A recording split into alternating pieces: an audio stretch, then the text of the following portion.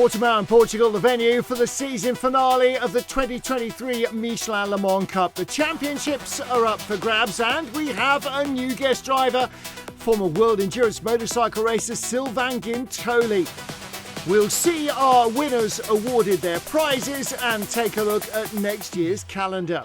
But first, let's take a look at the venue. Portimão in Portugal, a natural roller coaster of a racetrack, and for several years it has been the venue for the end of season jamboree.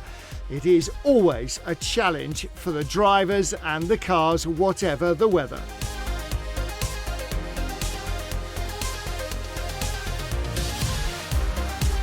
They may have failed to score last time out at Spa, but the crew of the number 16 car from Team Virage have a handy points lead nonetheless. The two-time winners need just 5 points to clinch the title. We cannot not think about the championship at the moment because it's not just a race all or nothing. It's a race that we need to be smart and we need to think about what we have to do and evaluate well the risks. So that's what we're doing already in practice at the moment. We've tried all configurations, so we're feeling pretty good. The car is good in both conditions. We like the track here, I like the track here. So we're feeling good at the moment. We have in mind some things, but the weather can change everything, so we're just making everything step by step. For sure, always you think about the championship, even from round one, you are trying to maximize your races and gain points in every race. But I will take this race as every race, just maximize our pace, maximize our potential, and try to win it, and the rest will happen itself. Yeah, it was. We were kind of expecting rain, so we're quite lucky that all of them got a few dry laps at the start. But yeah, the car felt pretty nice in the rain. It's so yeah, quite happy with whatever conditions. Yeah, it's very hard to plan. We don't know if it's going to be wet or dry at the moment, so it's just take it as it comes. If you're kind of quick in both, then you're not too bothered. Racing Spirit Le Mans number 10 Aston Martin has led GT3 since round one, but despite the top three being covered by 14 points, Valentin Asseclo remains calm. Well, we feel good, no pressure, just relaxed. We're enjoying nice track with our good car as usual, and I think we topped both sessions, so far so good, I would say. No, if we enjoy every single corner, every single lap, then the result will deliver the result naturally, so no pressure. Just 12 points behind the AF Corsa Ferrari that won here last season. Last year I have to say I was quite lucky because the first two they crashed out and we won the race. This year we're fighting for the championship, so it's going to be a very big one against Aston Martin. I do have some pressure, so does my teammates, but it's a track we really love and we were able to also test out in the dry, in the wet. We were able to do everything possible. In Spa, in the last race, we didn't do a good job because we weren't able to test prior, and we also had a wet Fuji, so we weren't really prepared, but for this time we feel very prepared, so I'm quite confident. So an early race on Sunday, maybe we get some nice weather in the morning, but yeah, we have to see how we get on. I love this circuit. I raced here earlier this year, which was yeah, amazing fun. I really like it. I think we're quick here. We're showing good pace, which is good for our championship hopes. The plan is to be at the front and just to push and see if we can push some mistakes as well for the other guys.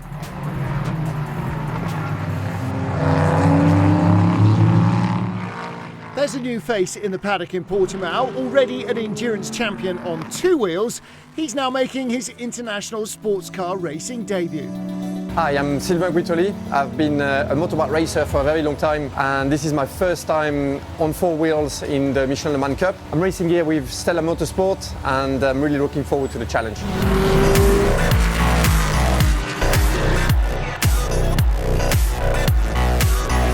I've started endurance racing with the motorbikes about 2 years ago and really enjoyed it. Went to Le Mans 24 hours, the motorbike version, and won that twice in 2021 and 22. And I was just joking with my mates, we saw that nobody's ever won the Le Mans 24 hours with the bikes and with the cars. So I've done it on bikes, and now I am trying to start a journey with the four wheels to hopefully end up in Le Mans 24 hours. You know, it's a nice paddock, it's well organized. The event looks like we're only starting, but it looks like it's super well organized as well. I like the way the car moves around you, like underneath you. And with the bikes, it's a little bit different. It's a lot more raw as a feeling for me, but I enjoy both feelings. We've done simulation of relay, which is about 45-50 minutes, and you know it when you finish that. We've got aircon in this, so this is quite nice. You get the fresh air, but you don't want to turn it up too much because otherwise it takes some power away. These cars are no joke, they're fast, they have downforce, they slide around quite a bit, so they are difficult to master. So for now, for me, if I can learn something and get better, that would be a good result, and then we'll see. And now you can join me for an onboard lap on this beautiful roller coaster of a track in Portimão. So the GT3 is quite quick, but it's not as quick as MotoGP. This is the main straight with the GT3 reaching about 265, 270 an hour. MotoGP is 350, so it's much quicker. But as you can see, you can brake super late with the GT3, and this is where the fun starts. Turn 3 there, hairpin, really late braking, and the first gear. And now the car becomes really lively here. You're trying to apply the power. A lot of sliding around for turn 4, track limits, you've got to be careful with that. With MotoGP, you don't go that far, but with the car you must use all the room that there is. You can tell here there was a little bit of a shortcut, and this is the track we use with MotoGP there, you can see there on your left. So the track is a little bit longer with the cars, all the way now to turn 8 and 9, or turn 7 actually here, and then turn 9 here, using all the curb there as well, so that's another difference compared to MotoGP. You can use so much more curb with those cars, you have to use all the room and keep the corner speed going. And this is one of my favorite corners with the GT3, flat out, absolutely flat in 4th gear. You get a great feeling of grip there, and a lot of downforce as well with those cars, and you can feel that in this corner. And another one that is flat out now, turn 12. You position yourself to brake super hard for the hairpin, and the car is going to be lively there. You have to, there you go, yeah, going, spinning in the rear, lots of power with those cars, but it makes them really fun to drive, so you have to try and control and apply the power in a great way so you can make the car more efficient. The last corner here as well, super impressive compared to the bikes. The bikes you have to brake actually before going in that corner, and here is just a lift back on the power and flat out for to finish the lap. We're going to come across the line very soon, and across the line we go. So that was a great lap of Portimão, the roller coaster of Portugal. Sunday morning is race day in Portimão. The track is wet and the forecast is not good. Julian Gerby clinched pole for Team Virage ahead of the number 11 car from CD Sport and Team Thor. In GT3, pole went to Team Parker Racing's number 64 car with Racing Spirit Le Mans a row behind them. Conditions are going to be tough. The forecast does not look great. The race will start behind the safety car, 14 minutes to allow the drivers to get a handle on conditions. Green flag, green flag. Here we go then, green flag racing. Team Virage lead from CD Sport, Team Thor in 3rd, then the second Virage car, Nielsen in the spray, into Europol, the yellow and green, then 360 under pressure from Murphy down to the first turn. And the into Europol car of Chris Short being very cautious in his first start in these conditions. There he is in the middle of that little group. He's lost a couple of spots. United's 23 car losing a place as well. And now John Sharman coming under pressure from the 360 racing machine. There he is, right behind the United car, squirreling their way around a very slippery turn 3, trying to get the drive up the hill. There's the second CD Sport car. Fabian Michel moves up the order. Everybody being careful to stay away from the curbs as much as possible in these conditions. They're very treacherous when they're wet. This is the battle for 10th place. Team Parker's Nick Jones ahead of 88, that's Lars Pedersen, and Sylvain Guintoli in the Stella Motorsport Audi. He's right behind. And here's the battle for second. Lime green, Iron Lynx Lamborghini, that's second place. Third is the pink and purple HCR Caffeine 6 Porsche. And then Racing Spirit Le Mans, the points leaders, car number 10. They're in 4th place, but it is Team Parker from pole who are leading.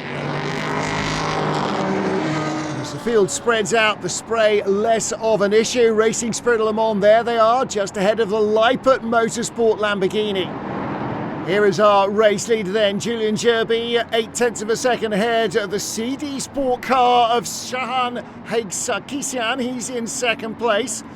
Third is Team Thor with the Icelandic team owner Alden Gudmundsson driving ahead of the second of the Team Virage cars. That's Oscar Bitter, and Nielsen's Racing's Tony Wells is in fifth position.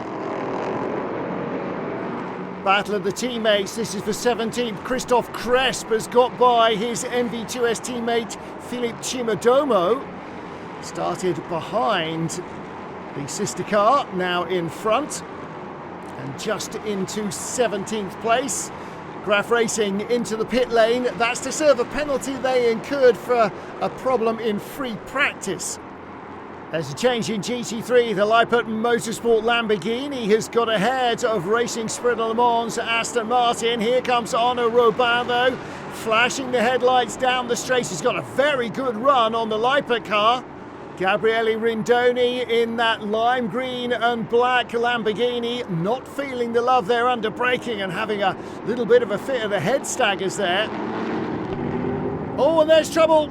That's Oscar Bitter, the second of the Team Virage cars. Now, was there a contact there, or did he just get onto the slippery curbs? Escapes the gravel trap and has rejoined. Let's take a look. He's just ahead of Torsten Kratz in the Murphy's prototype machine. And Kratz out on the curbs. Over the brow they go. Oh, looks like there was contact from behind. Oscar Bitter maybe just breathing off the throttle and onto the brakes and catching Torsten Kratz by surprise. More trouble. That's Cool Racing's Louis San Juan facing the wrong way. Oh, looks like he might have a right rear puncture or suspension damage. Car's very low on the right rear. That's not much fun trying to get back to the pits. Take a look at the top of the picture. There he is, gets turned around by 67. That's Hagley by T2's pitted to curtains. And there may well be a penalty to serve for that.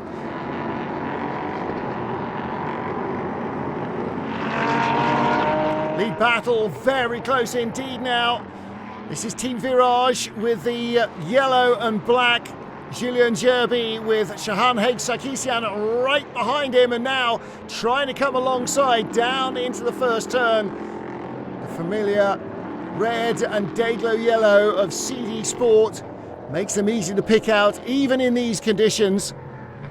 Team Virage no less distinctive their livery either. And these two cars absolutely nose to tail, leaving Alden Gudmundsson some way behind them. It's a two-horse race right now. Oh dear, that's not good. The two MV2S cars make contact. Christoph Cresp's rear wing flapping about. Leaders continue on their merry way. And there is trouble awaiting at the beginning of the lap. Let's take a look here.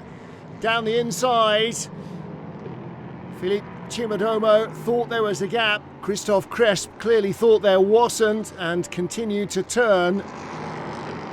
Damage done to both cars. In the spray on the straight, two sets of headlights. Porsche looking down the inside of the Aston Martin. This is for third place. Racing Spirit Le Mans on the outside, Arnaud Robin. And the HCR Caffeine 6 machine of Tim Creswick goes through under braking. It's a good dice between these two. Arnaud Robin had got by, and now Creswick fights back to him. Team Parker's Porsche still leading from the Iron Lynx Lamborghini. And there goes the Aston Martin, got a great run out of 3, up through 4, down to the hairpin. He's going to make that place his own again, back into third position. Change for second. There's the Murphy Prototypes machine of Torsten Kratz, now ahead of CD Sports Shahan Sarkisian. Kratz has been on an absolute tear. We'll take a look here. That is the lead battle, and Torsten Kratz right in the middle. Ooh, kind of lost grip a little bit there on the curbs maybe. Forced the CD Sport car out wide as he moved up to second. Trouble for Julian Jerby, the race leader, in the gravel. Is that the end of their championship chances? Yellow at turn 8, car in the gravel. And the replay, he was hit from behind by Torsten Kratz in the Murphy prototype car, trying to get through. Another mistake by Kratz. Busy pit lane now. Everybody is in. And the weather conditions are looking no better. In fact, they are actually starting to look worse again than at the start of the race. And that's bad news for the new drivers taking over this swarm of machinery coming out with an hour to go. CD Sport leading then from Murphy, Cool Racing in third place. And the number 16 Virage car has got out of the gravel, but more trouble. And this time it's Nielsen Racing's Matt Bell. He stopped on the climb up to turn 4, and he has only just come out of the pit lane. Murphy prototypes in the pits. Torsten Kratz is out. Look at the rain hammering down. A penalty for that contact that knocked Julian Jerby out of the race lead. And there is Jerby. He got the car out of the gravel. Their championship hope remain alive, but they must avoid any more trouble. More trouble for United Autosport. John Schauerman looping around over the brow. The GMB Motorsport car just avoiding the American.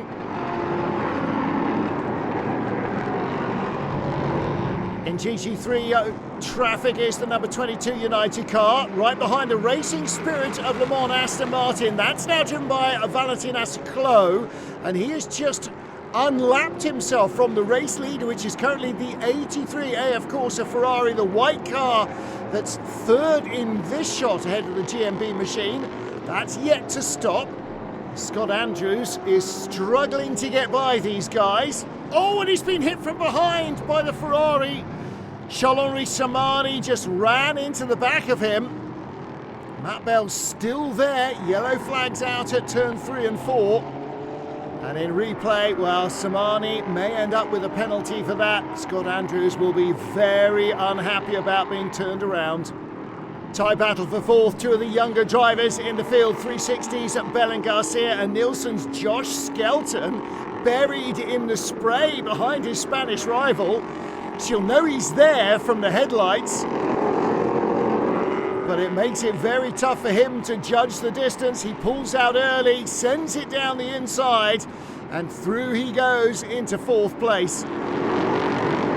Belen Garcia was on the racing line. Not as much grip there perhaps as coming down the inside where there's less rubber and oil under all this water. Cool Racing lead from United and CD Sport. Skelton up to fourth place. Here's John Schauerman under pressure from Franck Chapard in the number 11 CD Sport car. This is for second place, and there's the change. Franck Chapard up to second. He's having a good run. John Schauerman, despite that spin earlier on, he's still in third place. Le leader s'est arrêté. Toutes les voitures devant toi, c'est des voitures qui sont Leaders in the pits. This is CD Sports Team Radio. The leader is in the pits as Adrian Keeler pitting the Cool Racing car that was leading. And trouble for Dino Lunardi, the IDEX Sport driver, stuck in the gravel. C'est super dangereux, je vois que des lumières.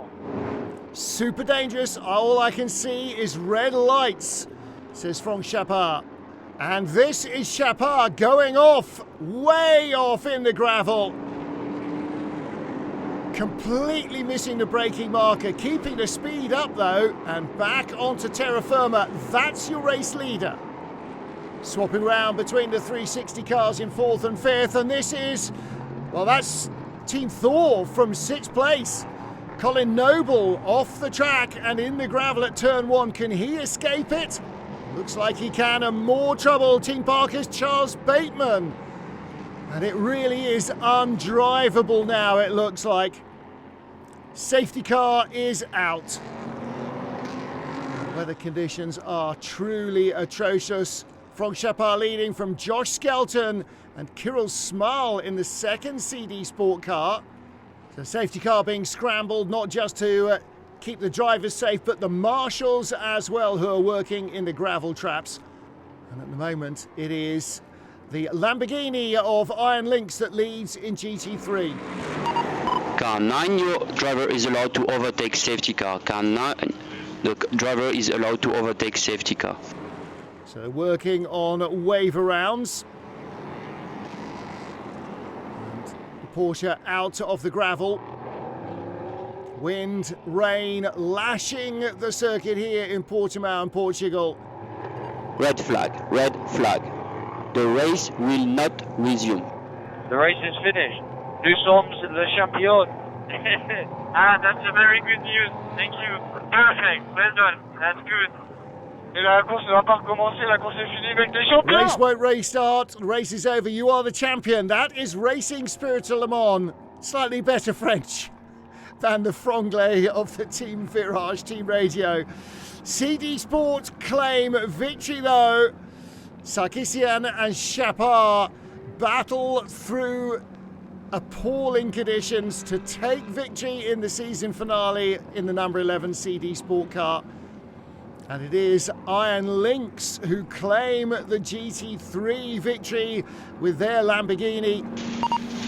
All cars to follow the safety car into the pit lane. All cars to follow the safety car into the pit lane. But the result does not stay that way for long. Nielsen Racing's Tony Wells and Josh Skelton are declared winners as the number 11 CD Sport car has picked up a penalty and gets a 10 seconds added to their time. For infringements under full course yellow, they dropped to third behind Nielsen and the number 2 machine.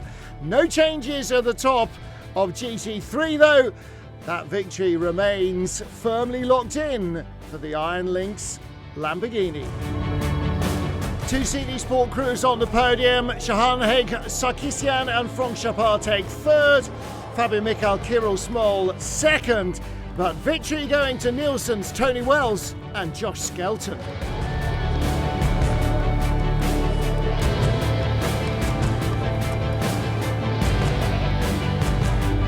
Second place for the number 2 CD Sport crew on the podium and in the championship. Team Virage claiming the title by a slender 4-point margin. Our LMP3 champions, Guillaume Orion and Julien Gerby. We got hit 3 times this year. 3 times we had in the race 0 point because we got hit by behind. And I just thought it was lost, so it's just fantastic. I'm so happy. It took me 20 years to get an international title. I stopped racing for such a long time. I never thought it would happen. Iron Lynx rounds out its 2023 campaign with victory in Portimão. Third place went to Team Parker's Nick Jones and Scott Malvern. Second to Arnaud Robin and Valentin Asseclo. And victory for Hiroshi Yamaguchi and Vincent Abril. And the Lamborghini was a remarkable 11th place overall. In the championship, Racing Spirit Le Mans did everything they needed to. A 20-point margin, a convincing title victory in GT3. Our champions, Valentin Asseclo and Arnaud Robin. We couldn't take risks, we had to stay on track. Weather conditions were very tricky, so that's it, we did it. We did what we had to do, a beautiful race to win the title. We were consistent, super happy for the team and for those who helped us to be part of that championship. Very happy. Ladies and gentlemen, welcome to all of you for this superb awards ceremony. Jean Showerman, Gentleman of the Year in the Michelin Le Mans Cup. What about now the palmarès for the GT3 category? Anders Feuerbach, Timothy Creswick, Hiroshi Koizumi, Kei Kozzolino, Arnold Robin and Valentin Asseclo. What about the P3 Championship? Audun Gudmundsson, Colin Noble, Fabien Michal and Kirill Smol second. Gillian Orion, Julien Gerby. Well, yes everybody, take and raise your trophy. 2024. It all kicks off at the Circuit de Catalunya in Barcelona in April 2024. Between now and then, keep an eye on the social networks. There may be some surprises coming up through the off-season. But for now, it's goodbye.